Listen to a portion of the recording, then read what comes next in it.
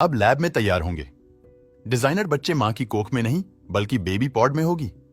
बच्चों की पैदाइश गाड़ियों की तरह बेबीज भी होंगे। कस्टमाइज क्या वैज्ञानिक की खोज ले आएगी?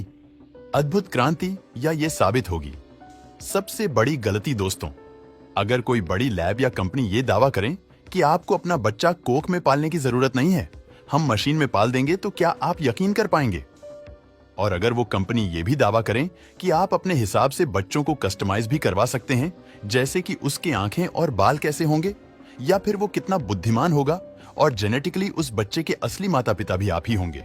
और तो और, जब आपका बच्चा कुछ महीनों का होगा तो आप अपने घर बैठकर ही उसका लात मारना महसूस कर पाओगे और अपनी आंखों से उसे ग्रो होते हुए देख पाओगे। तो कोई भी इंसान सोचने पर मजबूर हो जाएगा, क्योंकि मां की कोख में बच्चों का विकास होना एक कुदरती प्रक्रिया है। लेकिन मां की कोख के बाहर बच्चों को कैसे पैदा किया जाएगा? चलिए जानते हैं। दोस्तों, जर्मनी की राजधानी बर्लिन के रहने वाले बायोटेक्नोलॉजिस्ट हाशम अल गैली ने मां की कोख के बाहर 30,000 बच्चों को पैदा करने वाली अपनी लैब को पेश किया है। साथ ही ये दावा किया है कि आर्टिफिशियल गर्भ इतना एडवांस होगा कि इसमें माँ बाप अपने बच्चों की बुद्धि का स्तर, ऊंचाई, बाल, आंखों का रंग, शारीरिक शक्ति और त्वचा का रंग चुन पाएंगे और आप पूरी तरह से कस्टमाइज करवा पाएंगे। दोस्तों, आर्टिफिशियल गर्भ में एक ऐसी मशीन है जो कि इसमें पलने वाले बच्चों को बिल्कुल गर्भ का एहसास कराएगी। यह मशीन भी वो कार्य करेगी जो एक गर्भ या बच्चेदानी करती है।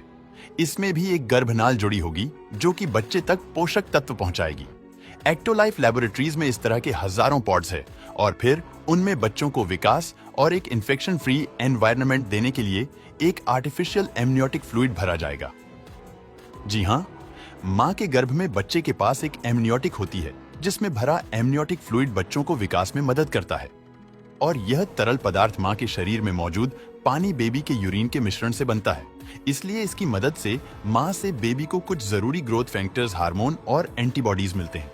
यानी कि फ्लूइड के लिए मां के शरीर में मौजूद पानी बहुत जरूरी होता है, जिसे आर्टिफिशियल गर्भ में शामिल नहीं किया जा सकता।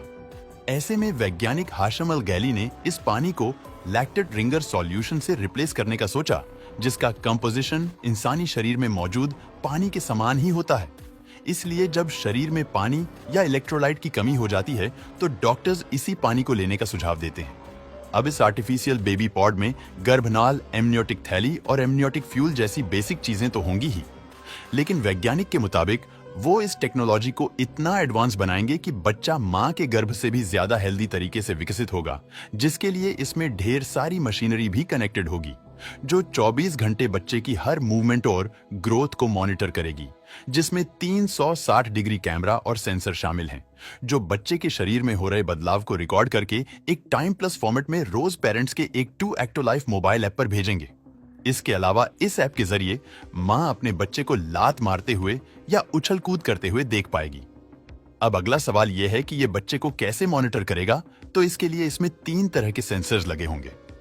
पहला होगा एक बायो सेंसर, जिसके जरिए बच्चे की धड़कन, विकास गतिविधियों पर नजर रखी जाएगी। दूसरा इलेक्ट्रोकार्डियोग्राम यानी कि ईसीजी, जो बच्चे के हार्ट रेट को ट्रैक करेगा। और तीसरा फोटोप्लेथिस्मोग्राफी, जो बच्चों के शरीर का ऑक्सीजन नापता रहेगा। इसके अलावा इस बेबी पॉड में एक आर्टिफिशियल इंटेलिजेंस भी शामिल किया जाएगा, जिसमें बच्चे के डीएनए को बदलने की पावर होगी। यानी अगर माता पिता में कोई जेनेटिक डिसऑर्डर है तो ये एआई टेक्नोलॉजी बच्चे के पैदा होने से पहले उसके डीएनए में ये डिसऑर्डर ठीक कर देगी। कंपनी का कहना है कि इस टेक्नोलॉजी से बच्चे ज्यादा तंदुरुस्त पैदा होंगे और जन्म के वक्त उनमें कोई पैदाइशी बीमारी होने की संभावना कम होगी। वहीं यह टेक्नोलॉजी उन कपल्स के लिए भी फायदेमंद साबित होगी जिन्हें बच्चा पैदा करने में दिक्कतों का सामना करना पड़ रहा है। यह तकनीक उनके लिए फायदेमंद होगी, जबकि कुछ वैज्ञानिक का कहना है कि फैक्ट्री में जीतने चाहे उतने बच्चे पैदा करने की यह तकनीक खतरा साबित हो सकती है। इसका बुरा परिणाम हमें आगे चलकर झेलना होगा। इसके अलावा बच्चे के जीन्स में बदलाव करना या उसके रंग रूप में छेड़छाड़ करना भी सही नहीं है। वही कृत्रिम गर्भ चाहे कितना भी एडवांस क्यों ना हो, उसमें बच्चों को वह एहसास नहीं मिलेगा जो उसे मां के पेट में कुदरती रूप से मिलती है। यानी हर तकनीक की तरह ही इस तकनीक के फायदे हैं और नुकसान भी है। वैज्ञानिक का कहना है कि शुरुआत में लोग हमारे आर्टिफिशियल गर्भ में बच्चा पैदा करने से जरूर कतरा रहे हैं, लेकिन यह एक ऐसी रिवॉल्यूशनरी तकनीक है जो विश्व में क्रांति ला देगी और करोड़ों लोगों को पेरेंट्स बनने का सपना पूरा करेगी। आज के लिए बस इतना है। अब आप हमें कमेंट्स में बताइए कि आर्टिफिशियल गर्भ टेक्नोलॉजी पर आपकी क्या राय है और इसे बनाया जाना चाहिए या नहीं।